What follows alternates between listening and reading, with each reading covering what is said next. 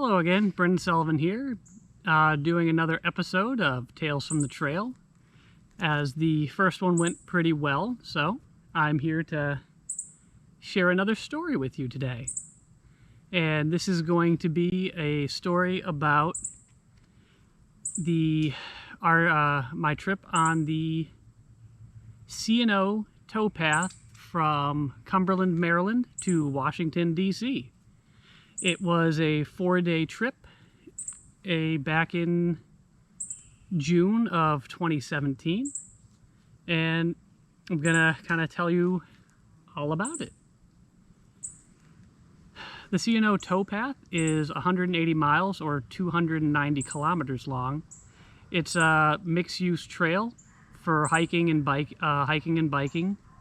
I am not sure about horses, but it's pretty much a state park the whole way through, following the river. It's predominantly a dirt and gravel trail, but there are a few sections that are paved, and it was an amazing trail. So I figured I'd tell a little bit more about the preparations for this trail than my previous ride on the Northern Rail Trail. So again, I was riding with my friend John, and we took all the lessons learned from our first ride the previous year, and we expanded upon it. We prepared a little bit better. I was riding at the time the same bike as I had in the C&O, is a specialized cross trail. Not really any special configurations. It was just a straight bike, straight from the dealer. And because it was going to be a longer ride, we actually prepared slightly better. You know, we carried 4 days worth of food with us. I had a small portable camp stove and extra fuel cans just in case, because I was unfamiliar with this particular stove, so I didn't know how long the fuel canisters would last. You know, we brought several days worth of clothes, a small tent that we bought last minute from a local sporting goods store for $30, which was kind of funny because the tents we had purchased or reserved never or did not arrive in time, which is just a whole nother story in itself. But we made do with what we had, and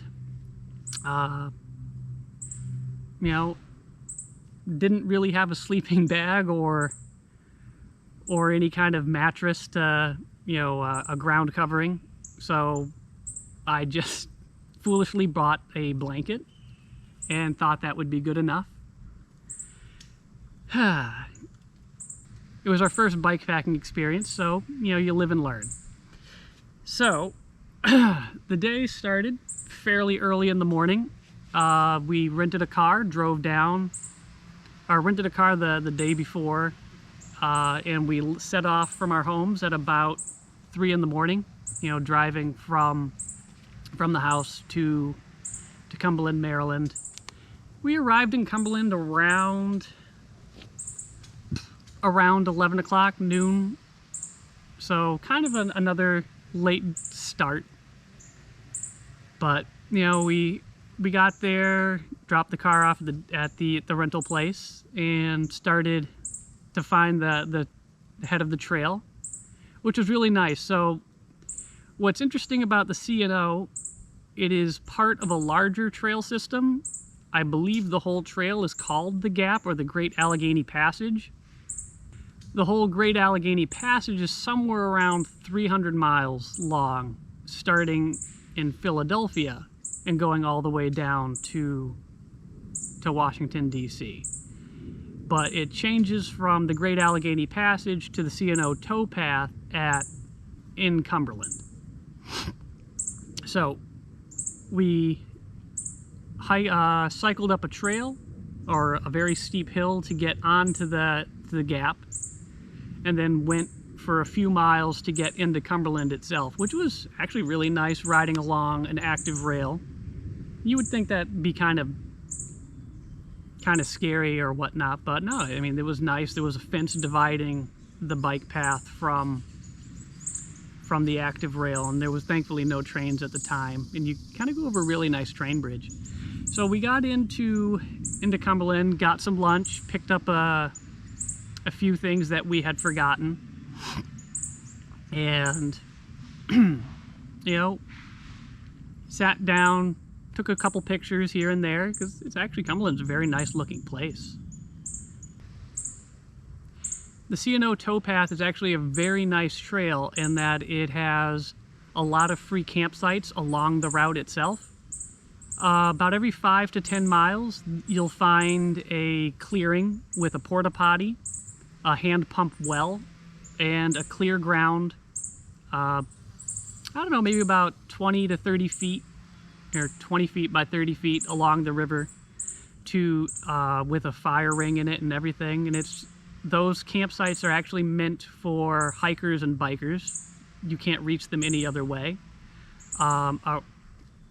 They're also used by people who are canoeing or kayaking the river. That we came across a couple of those. So they're very nice, they're free, they're very clean, they're well kept. So it's very nice to not have to worry about where you're going to spend the night. So it was very convenient, very, very nice. So our day was planned to go from Cumberland to one of these particular sites about 50 miles away. And we set off around noon after eating lunch. And you know, it was pretty nice. It started off as a very good ride. Leaving Cumberland, you went on kind of like a small boardwalk through what was left of that part of town until you hit the dirt trail heading out of town, and just going right along the river. And the ride was very smooth, you know, for a gravel dirt path. It was a very nice ride. So having learned from our previous ride, we decided that we were going to take breaks roughly every 10 miles for maybe a 5-10 minute break to stretch, eat a snack to keep our energy up. You know, stay hydrated, top off our water bottles at the pumps as we found them. So, you know, we didn't really have to worry about water. It wasn't as secluded as the Northern Rail Trail. We were planning to go by several shops, or at least through small towns where we could resupply our food. So we weren't all in all too worried, but we'd still planned to bring a lot of food with us, and the overall plan was to at least eat out one meal a day. And which was, you know, going to be nice, especially as you went along. You just have that comfort of being inside, eating, instead of just being isolated the whole ride. So we were riding along, and we started to see signs at around 20-25 miles for the Paw Paw Tunnel. And when researching the C&O, I had found out about this tunnel. It was really very interesting. And it's just a level tunnel, you know, carved through the mountain to allow the boats to go through. And the part that the bikes used was the donkey path that would pull the boats. And so it's not very level, it's not perfect. I mean, it's, I think, about 150 years old. Not very well maintained. I mean, it's well maintained, but it's left as it originally was, with the exception that they added a safety rail so you don't fall into the canal itself. The tunnel is not lit, but it was amazing. Think about a quarter of a mile long of just riding through darkness. Thankfully, this time we actually had lights so we could see where we were going, and the fact that it was dark didn't matter. So after we got through the Paw Paw Tunnel, we went a little bit further and stopped for lunch. Lunch for me was a quarter of a stick of pepperoni. I figured since we were traveling that it wasn't going to go bad. And I was just looking for foods that we didn't have to really stop and cook. We could just eat and go. So I had my quarter stick of pepperoni a couple of Baby Bell cheeses, and I'm drawing a blank on what else I had packed for lunches. It might have been a Cliff Bar with that, I'm not sure. I don't remember anymore. But,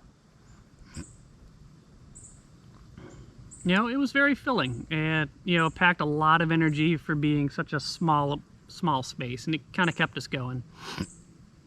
And throughout the day, we just kind of kept snacking on Cliff Bars. That particular night, we were actually riding to get to a campground. I think it was at Horseshoe Bend, but I will correct that if I'm wrong. And it was very near a restaurant called Bill's Place. And it was actually near one of the boat launches too.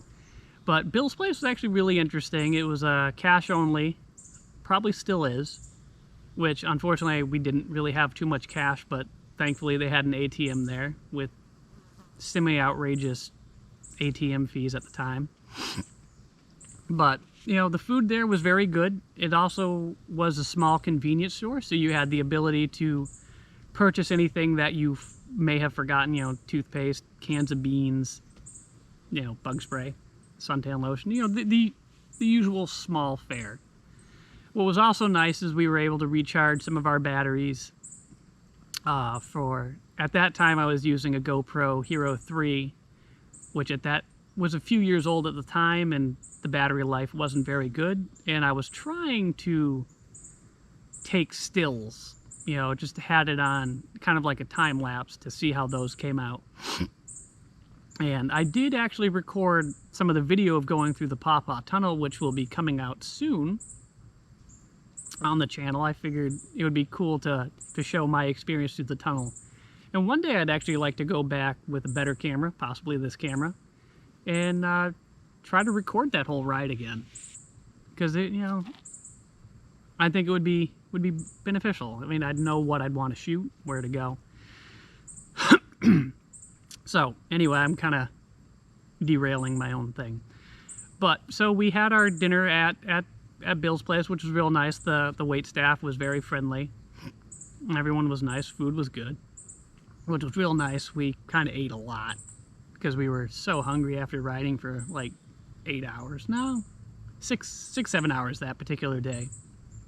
And then we made it to the camp, set it up, which was real simple. You know, it was just a simple A-frame tent that we bought. You know, we had each had our own tent. Yeah, it took just a couple minutes to set it up, and kind of marveled at our campsite, talked about our ride that particular day, and it was real nice, very peaceful. Just sitting along the river, listening to it go by, and just enjoying the day. And then,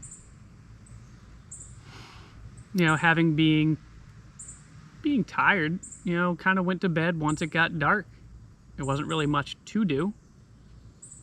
And then just kind of get ready and prepare for the next day. So, I don't particularly know how long this video is going to be, and I think it's probably going to get cut up into 2 parts because there's just so much to talk about and so much to see. So I really hope that you come back and tune in for part 2 of the C&O Tow Path. And I'll talk to you then.